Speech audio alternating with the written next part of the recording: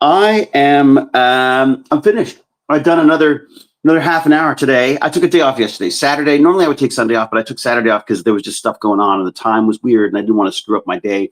This, by the way, is my Burn&Learn. This is my bid to stay alive and fit long enough to enjoy my retirement years with my fabulous son, Sebastian, my brilliant, beautiful, remarkably awesome wife, Jane, and our menagerie of miserable pets, including Huzzah, the Mutt Princess, and the elusive Casper, the gecko. How's our sound? Did I get it right this time for once? That'd be nice. Let me have a sip of coffee while I wait for you to respond. Hello there. I guess I should. Is that Ivan? I need my glasses, don't I? My eyesight has got so bad. Okay. I think that is Ivan in there, isn't it? Hello, Ivan. How are you? Good afternoon, Mandy and Peter Act Gaming. Sound is okay. Sound is good. Thank you. So Burn&Learn again today. 30 minutes. I think it's just set on 10. I never move it. Whatever my son had it set at, I keep it on. And I have a horrible feeling it's set at its like most, good Lord, my glasses are fogging up. Oh, have you seen the weather? It's pretty remarkably crazy because all of a sudden I've gone from a lovely little fall weather to dun, dun, dun. Check that out. That is some serious snow, my friends. Snow, cold, snail, like hail and snow. What other exciting things? Yeah, it's a part of the time of the year that I hate, I gotta say. Oh, pancakes. You know what? It's funny. What triggered the pancakes was actually that Jane is downstairs making pancakes right now. In fact, she's given me 20 minutes to have this chat, and then there will be pancakes going wanting. So, while I'm in there, I should show you this too. Remember we were talking about the idea of, I was talking about a parts picker, like a way of picking up a trading card of some sort, and then being able to pick it up and move it and scan it so that I don't have to deal with the massive amounts of that I have. Where did I put it? Did I hide it away in here somewhere? I think I did. Yeah. So I suddenly had this brainwave. Oh, I broke it. What if I use a fan? Right? So a fan pushes air out, sucks air in. I tried it. It'll actually pick up a card. And it's very, very light, very gentle. It's not going to damage the card. I mean, unless I get it wrong and it chews up the card. But just as a start, it's an interesting approach to it. It's basically suction without a suction cup. I just worry about sticking anything on the cards because, there's no point in having them cataloged if you've just knocked, $1 off the price or $100 or $1,000 off a price. Not that I have any of those cards, by the way. I don't have. All my cards are all loser cards. I just like having them. Okay. Mandy's good. Oh, snow. I remember that from my childhood days. UK hardly ever gets snow these days. My God, there's always dog hair everywhere. Hello, I thought of you. I met Christopher Judge at the Marseille Heroes Festival. Chris Judge, that madman. How is he? He is really one of my favorite parts of Stargate, but of A Dog's Breakfast. He was freaking brilliant. He was so good that in the read-through, he was so freaking funny in the read-through that I wrote him a whole like little subplot in the film because I just loved what he was doing. Like he's just amazing. Also really intimidating. Like when I didn't know him, I was like, "Boy, he's scary." But he and Jane go back as well. Like they were friends years ago in LA and stuff. So she knew him as well. But what a guy. I love him. No really old MTG cards, David? Nah, I don't have any. I've got no, what are they called? Black Orchids or any of those. I do have some older ones from Baz's earlier years. Like I guess we started probably Magic 2000. No, because he wasn't born until, so it must be 2010, maybe 2010, 2020. Where are we at? Probably 2010. I think is about as far back as I go. Lots of old comic books, Cal. And hello, Cal, by the way. Cal, who just brings a smile to my face just by being here. I got a lot of old comic books. One day I will go down and show you the basement. These are just Baz's. These are just Baz's manga books. Boy, he's a little obsessive, isn't he? Yeah, mine are a little bit messier than that. Come to France for the next Hero Festival. I'd love to. Geminino, Kane, by all means, let him know. Any excuse to be in France, I am there. Nixie, his muscles are scary on their own. Whose muscles? My muscles? What muscles? Wants to thank you. He's going to renew his exercise on the nearest future, probably already. Oh, good. Tell Alexi he can't be fitter than McKay. God forbid he gets fitter than I am. He's probably younger than I am. Watch a great interview with Dial the Gate. Kirk Douglas, the effects guy. Oh, last night worked on both Stargate and Dog's Breakfast. Yeah, Kirk, wonderful, wonderful guy. Basement. Who is in the basement? Ooh, Andy Bridges. That's funny actually. That's where my nieces have an apartment in the basement since they're going to school here and stuff. So it's a tough world out there for students. It's too freaking expensive. Baz was talking about it for next year. My God, I'm sweating so much. I'm so sorry. I just had a friend leave my place with about 500 old Magic the Gathering cards for his big brother kind of youth group. Pam Harris Odin, what have you done? You've given away the farm. That's very sweet of you. I actually wondered about doing this because I got all these old comic books. I've got all these old Pokemon cards and stuff. Like, what if you just had like a community center thing where they could just come in and they can read the comics because they're, just to see what they're, just so they've got them. Because the whole point of comic books is not to have them stuck in shelves in rows like this. It's to be read. Its whole point is to read them. I guess it's just, there's certain ones that I have a real, a passion for some reason. I want them near me. I guess that's the hoarding thing. But I do worry about, and also all these cards it reminds me of the Craggle in the Lego movie. Like, I feel like, am I the Craggle? Am I, what is it, Mr. Business or whatever it's called, Lord Business? I just worry that maybe I'm hoarding all this stuff away, and there could be, I got to figure out a way of spreading that joy a bit, because it is actually, then I think about it, I probably could do something like that. Something else to do. But first I want to find out what cards I've got. So that's why I want to build this thing that will allow me to pick up cards, scan them. It doesn't even need to do the AI at this point. I think, honestly, the smartest thing to do with a system like this would be to just document it. So each card would get picked up, photographed nicely, and then placed. And then once you've got all of those cards, you've got them in a database of photographs. And if you need to go through and figure out what they're worth or whatever, you can then just throw them in an AI from there. But I don't think the system needs to do everything. I want to keep it very, very simple. I would just like the idea of being able to put a stack of cards down, and while I go off and do something else, like my 3D printing, it would just scan and drop the cards in a nice little neat pile and not damage them in any way. That's the thing. May I ask you a question? I wondered for how long time. How much acting do you have to do for Rodney McKay, and how much was just you having fun naturally? Argon, a lot of it was me having fun naturally, I've got to say. The thing about acting is getting the jobs and between the jobs is the nightmare. Once you have the job, that's the holiday in many, many ways. It was a really hard work. I will say that. There's a lot of lines to learn. There's a lot to do. The days were long, and there's a lot to keep in your head because there's a lot of sort of technical stuff with the acting, especially with science fiction stuff. But I loved it. I just loved it. Yeah. I mean, I've got this other one coming up now. I'm working on. I actually just watched the first 2 episodes. I think I told you this before. The first couple episodes of Mistletoe Murders, and it's the same thing. Funnily enough, a Stargate writer who created it, Ken Kuperis, and it's just a lovely little series. And it's just doing that role was just joy, just fun, like just getting to play and try stuff, and that was definitely what Stargate was like. I think the longer we did it, the more like McKay I became, and the more McKay became me, I suppose, in a way. I always said I'm just not that good an actor. I have to use what I've got. So when they aged Rodney for Last Man, did they figure out what you might actually look like when you were much older? I don't know how much of that they did. What's funny about that is my son was born while we were shooting that. Well, my son was supposed to be born while I was shooting that episode. And I'd asked expressly that we do an episode that was light on McKay because, I'd have to leave at a moment's notice if the kid decided to show up. And then I got this script and I was like, what? What do you like? And I was like, well, it's a holograph, so maybe I can shoot it all in one day or something. Like, how are we doing this? Like, no. And it's like 4 hours of makeup every day. And I'm like, this is like the absolute worst. So I was like freaking out the whole time that I was going to have to somehow, I've got to memorize all these lines. I've got to have hours of makeup. And I was really ticked off actually with them for that. Cause I was like, come on guys, like you had 9 freaking months to sort this out. But anyways, we did it. And then literally like the day after, Jane went into labor. So we went to the hospital, but I went to the hospital. I was still peeling that rubbery stuff off my face for days.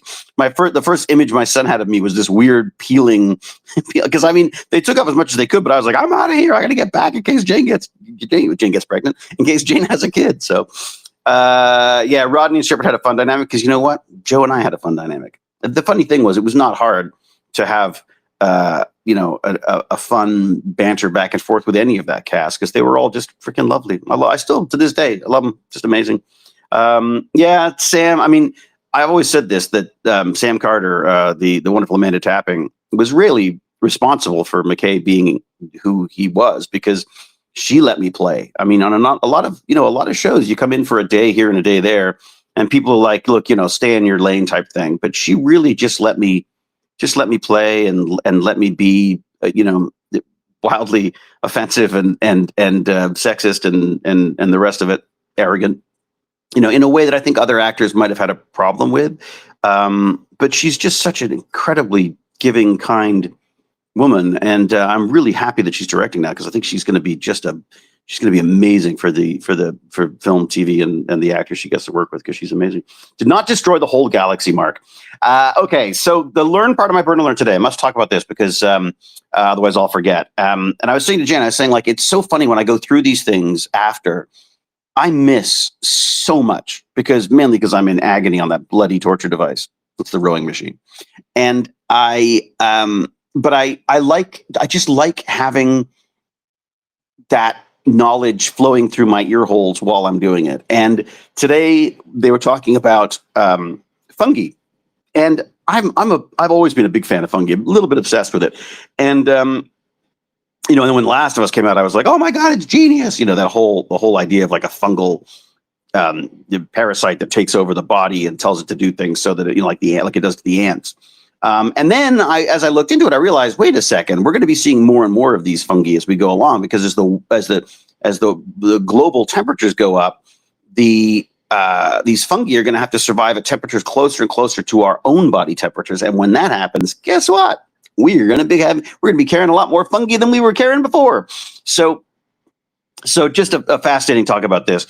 They basically, the things that I only had a inkling of was how intertwined the mycelium, bad pun there, intertwined with the roots of plants that these mycelium are, that how they are really responsible for breaking down and providing the food and nourishment that these plants need, and that they've from the beginning been there as part of the process, because the move from aquatic environments where things are just floating around, I mean, it's easy enough to happen upon some nice little snacks, as opposed to the dry earth where you've got to go out and find it. And also you then got to figure out how to digest it. These mycelium are just absolutely instrumental for that. So it's just amazing how much a part of the process they are. I mean, I guess I'd always sort of known that, but it's just kind of neat hearing these very, very smart, very well-spoken people talking about the process and stuff, and just their respect for these things and just how amazing they are. And, I mean, they were talking about the potato famine, and I was sort of shocked to hear that one of the, it was basically for want of a better word, it was a type of fungus or a fungal type of thing that blighted all these potatoes. And they think the problem was that the farmers would grow, they had this forget the political situation, which was a nightmare anyways. It's like the people who owned the farms lived in England, and the people who actually farmed them lived in Ireland. And never the twain shall be helped out by the other side. But the idea that they were farming these potatoes, then they were splitting them in half, not the potatoes, but they're splitting the crop in half, and half of it would get sent off and the rest of it they would eat. And they would store this stuff, and it would get, all nice and moldy as time went by. And then potentially a South American ship arrived with possibly even just some potato peelings on it or something. And because they had become a monoculture, because these potatoes were all just the potatoes that they sent off, half of them would then get used for eating or for planting. And so they became this monoculture. They were all the same potato. So when this new fungal thing showed up, it just wiped them out. with catastrophic events, and it led to something like 1 million people dying and another million leaving for the new world. It was just, yeah, it's amazing. I'm sure a lot of people have asked you many times before, but if you were asked you back to a place, oh yeah, Jason, would I be back in a second? I'd be older, I'd be slower, I'd be grumpier, but I would be there. There's a type of insulation that uses fungus and is a natural bug repellent. Well, yeah, that's it. Actually, Brian, fantastic. Thank you, Brian. Great point. So the idea that this fungus also protects the plants, and it protects the plants by creating, for example, there's a type of grass that that has this fungus symbiotic sort of relationship with the fungus, where if the horses eat it, they get wasted and fall around. So they avoid this stuff. Actually, now I say that, why would they? If they want to party, wouldn't they just go and eat the grass? Anyways, but it puts them off this grass, and that sort of toxin is created by the fungus that lives on the grass, and it's is that right, Jim? Ireland's population has only recently recovered from the potato famine. Is that right? I didn't know that. By the way, Jim the Evo, if you've got questions about bacterial phage and potentially, his scientific endeavors, I am very, very lucky to have James R. Gurney, the man, the myth, the legend, on I'm with Stargate Genius this week. So we're going to talk to him on Tuesday afternoon after I've been to the doctors. So yeah, come join us for that. I think it should be really fun. It's always fun talking to James, but this way we've got like a nice focus on specifically the bacteriophage that he's working on right. I mean, I'm not sure if he's working on it right now, but just finding out basically what he's working on and all the fun things that he gets up to. Science, and he can tell you that he loves his Mac. Wow, I think you're talking about Astragalus. Oh, Astragalus. Wow. Astragalus bisucatus, which is a plant I worked with in my undergraduate research, although it is more of a shrub than a grass. Oh, fantastic. See, there's always some genius in here that knows this stuff. Fantastic. Drunk Horses, name of my band. They're smarter than us. They know everything that gets us wasted is toxic. God. So point being is that the fungus serves as a barrier and it protects the plants. And it also sometimes protects the plants from pests. And some of those pests are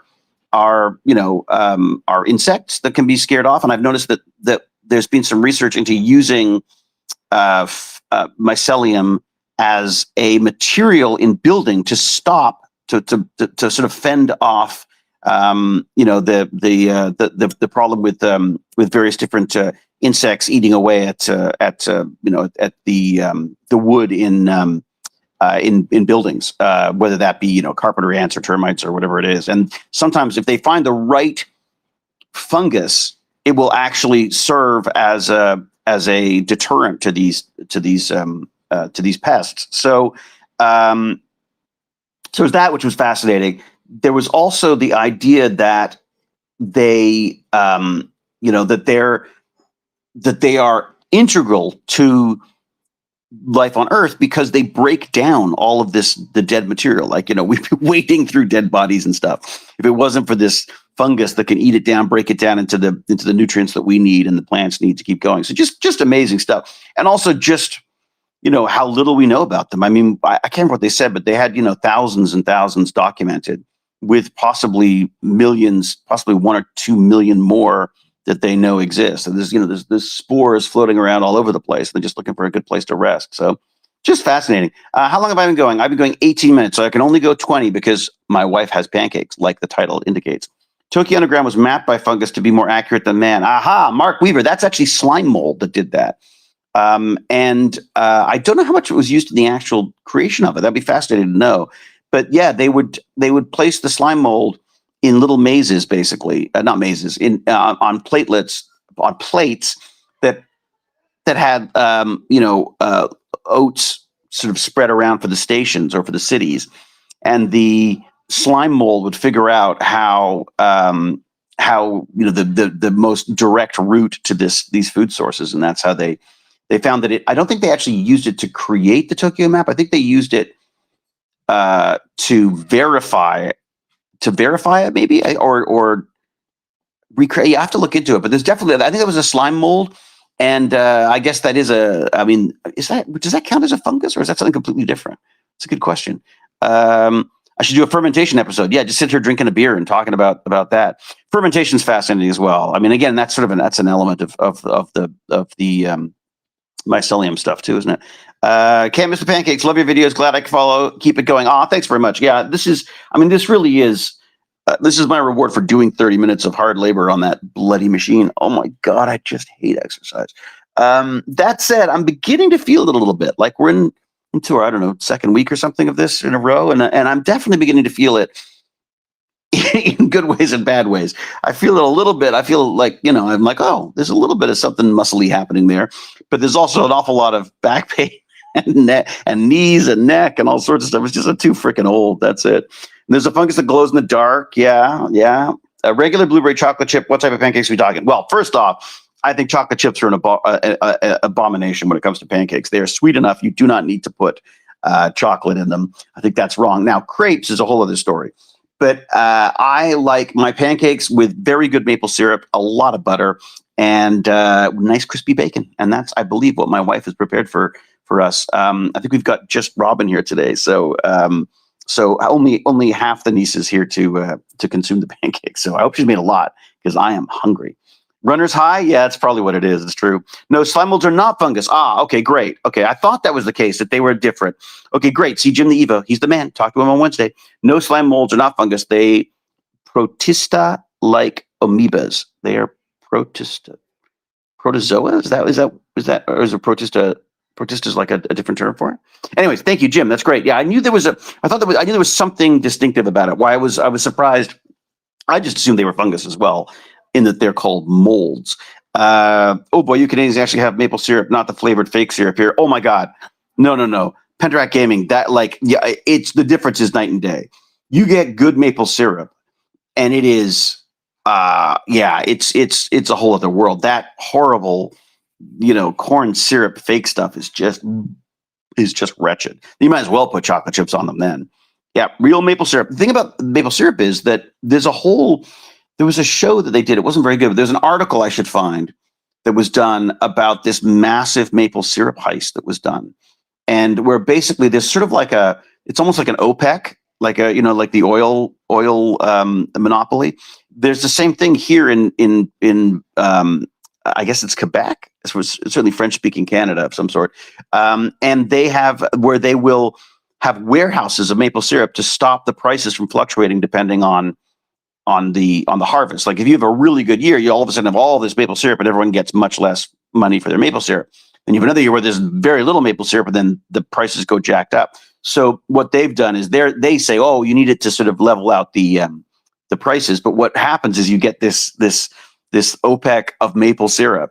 And someone went in and stole the maple syrup, and they stole millions and millions of dollars of this stored maple syrup by basically siphoning it out of these barrels and replacing it with water. And it was only noticed because the water rusted the cans and maple syrup wouldn't. So, really neat stuff. Anyways, they've been trying to make a good movie about that for ages. So maple syrup with a smoked flavor from burning my own wood to boil it. Oh, Charles, that sounds amazing. Where are you based? I want that smoked flavor. It was a joke. Any idiot. What? It was a joke. Any idiot AI. What? Bad one, but still a joke. All right. What did I miss? I saw a TV series about it with Margot. Yeah, I saw that. I didn't think it did a good. The theft over several months in 2011 to 2012 was nearly 3,000 tons of maple syrup, which valued 18.7 million from a storage facility in Quebec. There you go. Isn't that amazing? It's just wild. Absolutely wild. Spore Drive, interesting quantum idea from the Star Trek series. It's true, very true. Thank you for taking us along on your exercise journey and talking to us after. Oh my God, Phoenix Sterling, are you kidding? This is for me. This ain't for you. Wasn't there a movie made about it? Yeah, there were a couple of movies or series that were made about it. Like I say, I didn't feel like it captured it quite right. The best account of it that I heard was I can't remember. I think it was a podcast, possibly one of those. God, I can't remember. I think it was a podcast that did it originally. Someone have a look. It's worth listening to because honestly, it's better than any show that could possibly come up. Time's up. It's true. Maple syrup and pancakes. What is the best brand of maple syrup? I always struggle to decide which to get. I don't know if there is a brand, David. I mean, we go with whatever we can find that's local generally. But it's Southwest Michigan, bottom corner. Oh, that's where you're doing your maple syrup. So cool. God, gotta get back to the land. Although I did watch this. If anyone's watched this yet, I'd be curious to know your thoughts on it. I watched a film called Eden, which is really. I really enjoyed it. I mean, it's not a fast moving film, but it's kind of fascinating. But the idea of like going to this Galapagos island and starting a colony, and it's a historically based thing with Jude Law in it, and God, the jeans woman, the woman in the jeans ad, Sydney Sweeney, and it's directed by Ron Howard. It's a weird little movie, but it's really kind of interesting. I would definitely enjoy that, and I think I've recommended this before, but definitely watch House of Dynamite because that's freaking awesome. And then for crappy television that we're loving, Celebrity Traders. There you go. There's my advice for you. All right, I gotta get out of here. No, I haven't watched Pluribus yet. Looks interesting. She's the jeans woman, wasn't she? Wasn't she the one? Ever tap trees to make your own maple syrup? I mean, it's so funny. Penerac Gaming, we used to go up to Pioneer Village when we were kids for school trips and all that stuff. It was Black Creek Pioneer Village. And you could go and they would show you how to tap trees, and you'd get you could taste the maple syrup that they were cooking up, and then they usually gave us a maple fudge at the end, which is basically just sort of dried maple syrup, which was really, really good. Vanessa Kirby, that's right. Yeah, she's good in it as well. It's a really, really interesting film. And I think it sort of speaks to our time to some extent as well. Well, both of them do.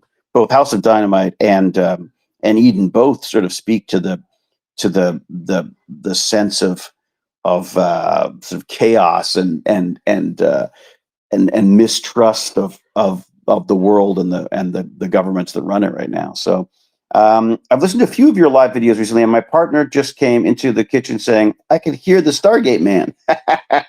That's it. That's me, the Stargate man. All right, I must get out of here because I've been almost 30 minutes. And I was only supposed to be 20. Thank you all very much. If you don't mind, oh God, I love this mic. I love this mic. Is it working? Oh, it's not even on. Is it on? Oh my God, it's not even on. Come on. Seriously? Did I forget to turn it on? Is that it? Is that better? Did I not turn it on at all? Anyways, thank you for the quick hangout. Indeed, I think the sound is probably not as good as it could have been. All right. Yes, ending, not my favorite. Yeah, endings are always hard, aren't they? It is tough. All right, I'm out of here. Go check out techbandits.org. There's a bunch of stuff there, and a Patreon, which you can have a look at if you want.